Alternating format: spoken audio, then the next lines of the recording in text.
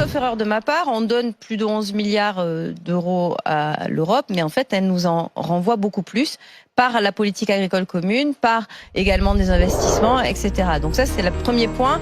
Je voulais que vous nous expliquiez, parce qu'en réalité, on reçoit plus que ce qu'on donne. Ça, c'est la première chose. Non, ça, je me permets de vous interrompre tout de suite, c'est le contraire exact de la vérité. Les 8 dernières années, la France a donné 24 milliards d'euros et a reçu à peu près 15, dont 9 de PAC. Ça veut dire que chaque année, 0,5% de notre PIB. Ça veut dire que chaque année, on donne 8 à 9 milliards d'euros de plus à l'Union européenne que l'on en reçoit. Et ça, c'est faux. En fait, mais si c'est vrai. C'est faux, puisqu'il y a déjà la PAC. Non, mais ce que vous dites est faux, madame. Ah non. Non, mais écoutez, bon. Tu mens.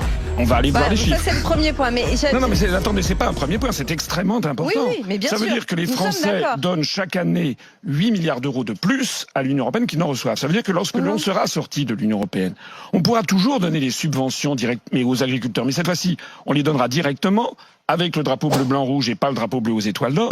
Et on aura 8 à 9 milliards d'euros de plus. Sauf que ça nous coûtera plus cher de commerce. On va pas faire de bataille de chiffres. Oui, non, mais attends, parce que je voulais... What? Non mais ça va nous coûter plus cher de toute manière si vous rétablissez des barrières douanières. Mais ça c'est vous qui le dites. Mais ça c'est toujours le projet de la peur. C'est toujours comme ça depuis 60 ans. C'est une réalité. C'est depuis 60 ans on nous fait des promesses, on fait monts et merveilles. Je signale par exemple, je vais vous prendre un exemple très précis. Nous faisons partie des pays contributeurs nets et nous donnons par exemple au cours des dernières semaines, on a appris que la France a versé par ses fonds 60 millions d'euros à la Croatie pour que la Croatie construise un pont de 2 km au-dessus d'un bras de mer. La Croatie est le 28e pays de l'Union européenne et la Commission européenne donc a payé ça. La France paye 17%, donc 60 millions d'euros.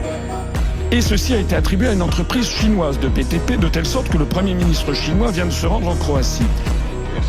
Ce que je note, c'est premièrement que l'on donne ainsi des travaux à une entreprise chinoise pour qu'elle intervienne en Europe. Donc c'est des gens qui croient que l'Union européenne a vocation à faire contrepoids à la Chine. C'est assez cocasse. Mais ce que je note aussi, c'est qu'au même moment, un rapport français du ministère des Transports a montré qu'il manque 300 millions d'euros chaque année pour entretenir le réseau routier national en France. Il y a 7% des tunnels et des ponts qui risquent de s'effondrer à tout instant, rapport officiel de l'année dernière, d'août 2018. C'est-à-dire qu'il nous manque 300 millions d'euros pour entretenir notre propre réseau routier national parce que nous avons des contraintes budgétaires européennes et au même moment, nous donnons, et ce n'est qu'un exemple, 60 millions d'euros à la Croatie pour qu'elle construise un pont.